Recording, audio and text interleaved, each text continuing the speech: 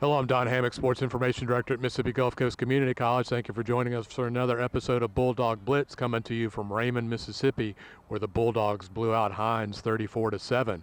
It's a happy blitz, and we'll start off by talking with Coach Jack Wright while we take a look at some highlights, followed up by quarterback Pat McQuaide and defensive back Jamarcus Jones. Then we'll introduce you to wide receiver Keymari Odum while we play 10 questions. And lastly, baseball coach Bob Keller introduces you to his 2023 baseball Bulldogs. Stick around. You're on the field with Gulf Coast head coach Jack Wright. Jack, a really dominant performance, I thought, tonight. 34-7 win over Hinds. What'd y'all do tonight to get that done? Really just a lot of defensive stops. That's the thing that stands out in my mind.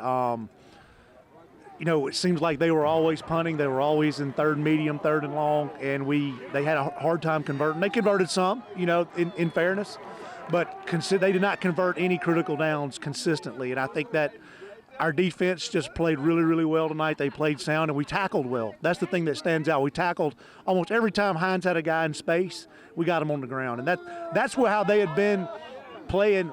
Hinds has been playing really well offensively because they have a lot of guys on offense that can make plays. And I think we limited that, to say the least tonight. I think the Regulators gave up 157 total yards. The only touchdown they got was on a 3-yard drive after a block punt. You started talking about the Regulators. Let's talk about them a little more. They were just really good. Really good. Just again, not one really individual on that side stood out tonight. I mean, everybody made tackles. Everybody did their job. They made some plays. Their quarterback made some throws. They have a couple of great running backs that put together huge games before playing us tonight, and we just limited that. I don't know what else to say. It's not like we got a ton of sacks. It's not like we created a ton of turnovers and made huge plays. We just really limited what they did. Yeah, they weren't able to convert third downs consistently to get down the field, and in fact they had some third and shorts and had motion trying to get off the ball. So let's talk about the offense now. Pat McQuaide, 25 of 34, 349 yards. He had a touchdown, no interceptions. He deflected all the credit to the team in the interview we'll see next, but he was really, really efficient. Really was. We made plays in the passing game tonight. That really was the difference in the game. We got the ball to the receivers in zone coverage, and then they made a guy miss, and that got a lot of yak. That's the thing that stands out immediately after the game is Pat played really well. His receivers really helped him, and none of that happens without the offensive line, providing protection. Y'all were able to throw the ball downfield a few times as well, try and stretch him out, I think, a little bit also. Yeah, we've got some guys that we think create some tough matchups. And so, defensively, teams have got to decide if they're going to bracket that guy or try to stop the run. And they left us one-on-one several times tonight. And, just great job by our quarterback and our receivers converting. But just because you have a one-on-one doesn't always mean that you're going to be able to take advantage of it. We did tonight. We took advantage of it. And, the thing that stands out is our receivers really broke a lot of tackles and made people miss in space. Yeah, they were shake and bake all over the place, getting, like Pat said, throw short, run long. They were able to do that a lot. Right. And then when you came off walking up here, you didn't think we ran the ball very well, but we had 100-and-something yards rushing, and I think kind of ground them down as the night went on. Yeah, it was. They have a really, really good defensive line. That they have not given up a ton of rushing yards all year long. So we knew it would be tough sledding in there tonight. It was. I was hoping we could run the ball a little better early in the game, but it did. It took a while for us to be able to run the ball efficiently. But that goes back to, our receivers were able to make plays in those one-on-one situations. The team's difficult to run on for a reason. They're talented and they're stacking the box. And so just a good balanced effort. We kind of took advantage of what they were doing. huge week next week. All the marbles. You win. You're South champs. You're the #1 seed from the South. What are y'all going to be focusing on this week? You know, Don, it's going to sound cliche coming from me, but we come in every Sunday at 5 o'clock with a fresh slate. We've got to look at Jones. I've been here 5 years. Every year that I've played Jones, it's always been a big matchup in the South. It's no different this year, so it's one that you circle on the schedule. And you know it's going to be a great game. They got a ton of talent and really good coaches. We've got good players. So it's going to be a great game. It'll be a big week of prep. I think our kids are locked in. I'm sure theirs are too. And it should be a fun matchup.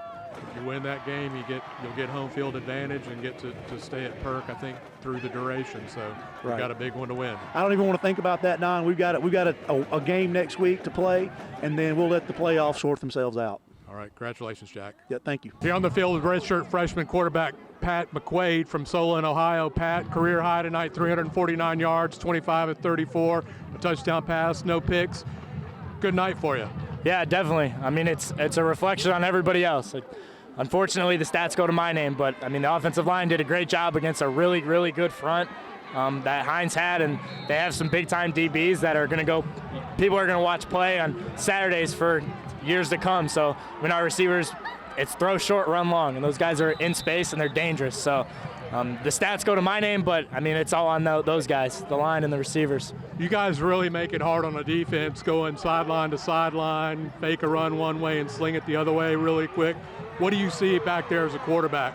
I think it's just managing and getting guys in position to make plays. I mean, it's speed and space. If they're not going to respect the speed, and they give them space, and we got to put the ball on them. And that's my job. I mean, Coach Wright, we talk all the time. It's being a point guard. You're not playing quarterback. You're being a point guard. So those guys are dangerous. So we just got to give them the ball in space. And I mean, it shows. They run all over the place. It's fun to watch. I think y'all were able to run the ball pretty well too, especially late. You guys got that stable of running backs that let you kind of grind games out. Yeah, those guys are great. T-Train and Xavier and Cam, I mean, they're horses, all three of them. They're great players, and they just run hard. No matter what it is, no matter what happens, they just run hard. So I love it. Regulators gave up, I think it was less than 150 total yards. The only touchdown they gave up was on a 3-yard drive after a block punt. I mean, it's awesome, I'm sure, for you to watch them play. Yeah, it's great. I mean, they make it easy. They make it easy, right? They make plays, they play hard, and it's impossible to drive on them and to score. So, I mean, they do a great job throughout the whole week. And I know firsthand because they do it to me in practice. So, I mean, if anyone knows, it's me and our offense. But, I mean, this is nothing new. We expect that from those guys because they do it every day in practice. So it's awesome to see, but we're definitely not surprised. Being from Ohio, you may not understand the magnitude of the Gulf Coast Jones kind of rivalry that's going on here. Mm-hmm. Two really good teams for the past few years. What do you guys got to do this week to get ready for them? I think we just have to. The biggest thing is it's about us. I mean, we got into some trouble early, losing a couple games. So these last 3 weeks have kind of been playoff games, and it's just we need to focus on us. We need to get in the film, take care of the body, and we need to do what we do best and just play. We play really hard, and I think that Jones is a great team, and we're going to give them all the respect that they deserve. But, I mean, it comes down to us. We got to execute. We got to play well. And we get them at home, which is a big advantage for us playing back home. Big whiteout week next week. Hopefully it won't be too cold to keep the camouflage jackets on, but we'll see. Congratulations, Pat. Thank you very much. Here on the field with Jamarcus Jones, better known as Julio Jones, a sophomore defensive back from Union. Julio, regulators came to play tonight, 157 total yards y'all allowed. The one touchdown you gave up was a 3-yard drive. What were y'all doing tonight that made you so successful? Like Coach said in the locker room, he said we got to play hard for 60 minutes, and that's what we really did. Everybody came together, played as a team. We finally played as a team, and it showed tonight what we could do. What was y'all's game plan against them to try and get them contained? I think y'all did a pretty good job keeping the quarterback in the pocket. Yes, we mainly had to just shut down the run. When we shut down the run, that's when the whole bit in the fall. What'd you see out of the offense tonight? They were pretty dominant, it looked like. Yeah, the receivers, Keymari Odum, Bradley, they all came to play. Everybody on this team, every 22, we played a big role. We had to come together as a team. And y'all finally got a pick there at the end. Jervin got the pick. Do you know what happened on that play? Yes, sir. Jervin told me, he was like, Julio, I got to get one. And about 2 plays later, he got his pick. And he did. I heard him coming off the field, the possession before that, he said, I got to get one, and so he went out there and manifested it, I think. The words manifested it. You guys have a huge game next week for the South Division title. What are y'all going to be doing this week to prepare? We just going to be locked in, ready for Jones. Nothing major. All right, thank you, Julio. Yes, sir, thank you.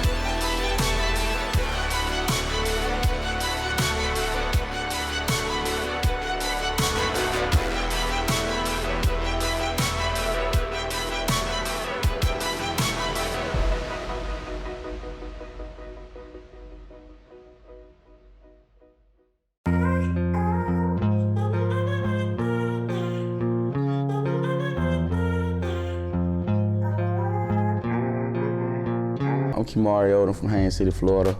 You know, Hinds City is a not too big area, but it's a well-known area that's family-oriented. It's enjoyable. I love it.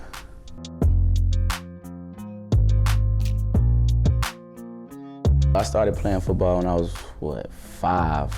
Started in flag football and got into the pads, and it's just been up from here.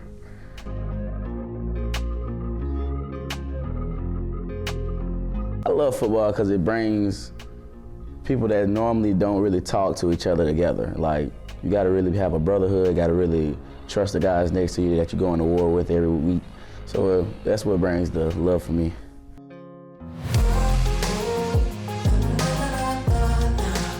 That's a good man there. He real, well-rounded, work hard. That's his only mentality. Work hard, work hard, work hard, you know. Stays on us about school. Great guy, I love him. Love him to death.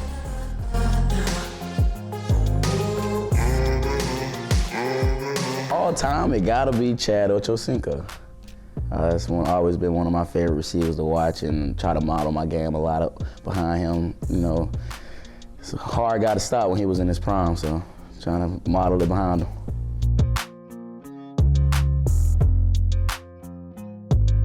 I'll probably go curry chicken. It's a main dish my father used to make a lot, so it's always been one of my favorites since I was a young kid.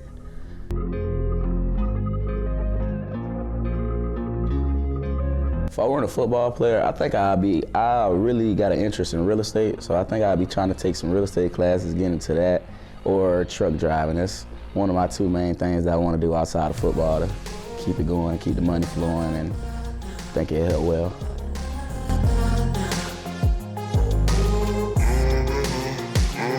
It gotta be Batman. I like the way he doesn't have any powers, but he comes with a lot of grunt, like he does have powers. You know, a lot of guys can't stop him even with no power, so I like that. I always like that about him.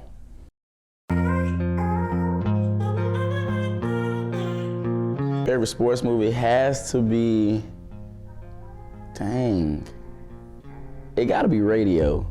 I like the message behind the movie and how they put it together and how everything came together with that. So it gotta be Radio.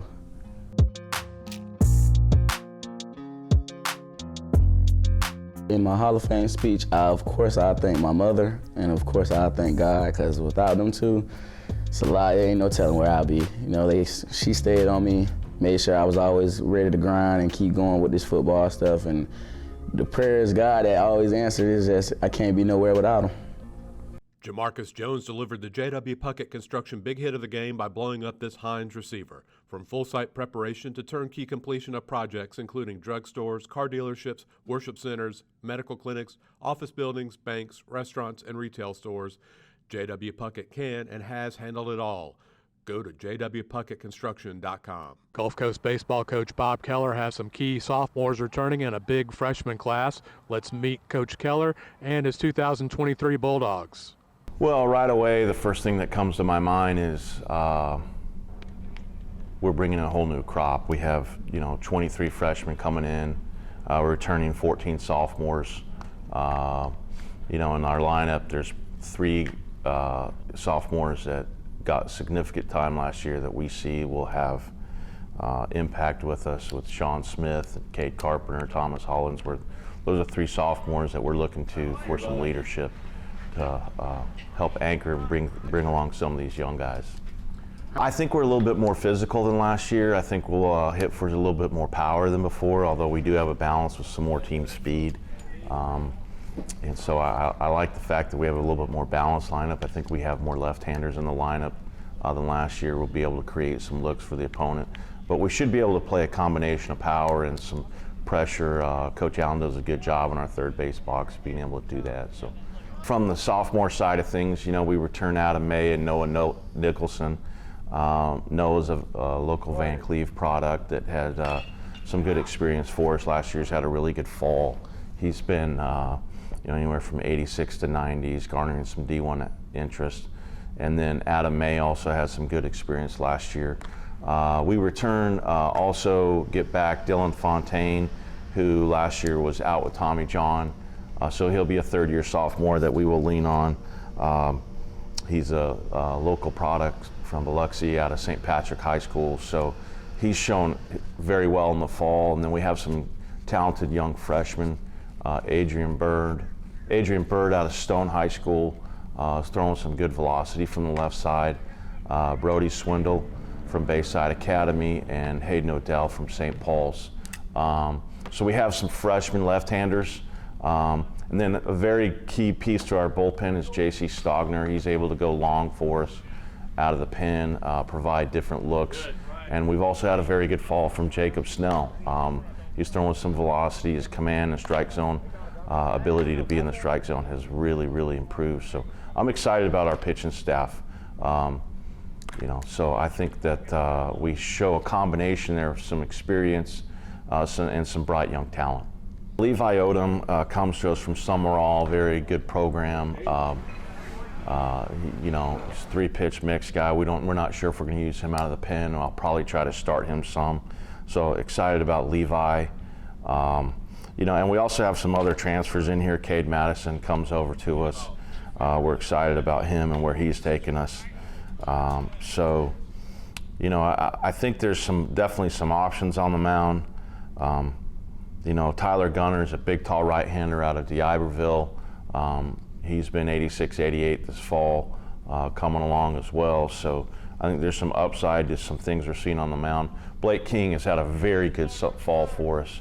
Blake's a freshman right-hander, throws 3 pitches for strikes. He's a guy that also is that local product from Petal. He's done really well, very composed, manages the strike zone. So I'm real excited about our freshman arms. Mansell and Johnny Havard. Havard's a left-handed pitcher, transfers to us. Sam's a transfer also as well.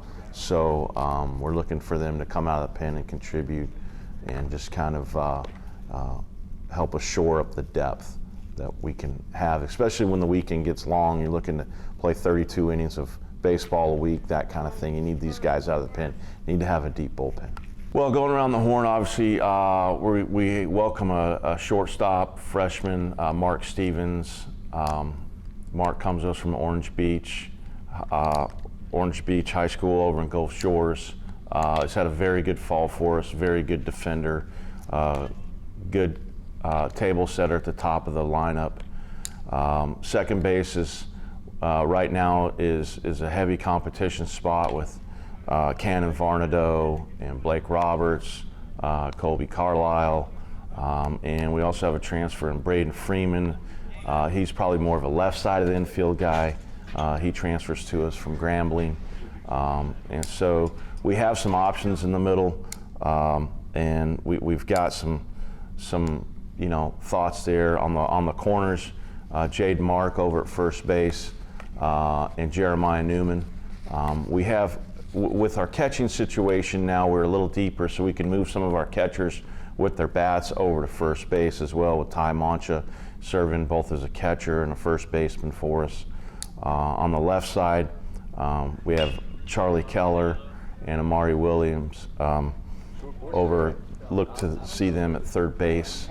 So, you know, it's a situation where we have some parts that we can move around. We have a lot more depth than last year.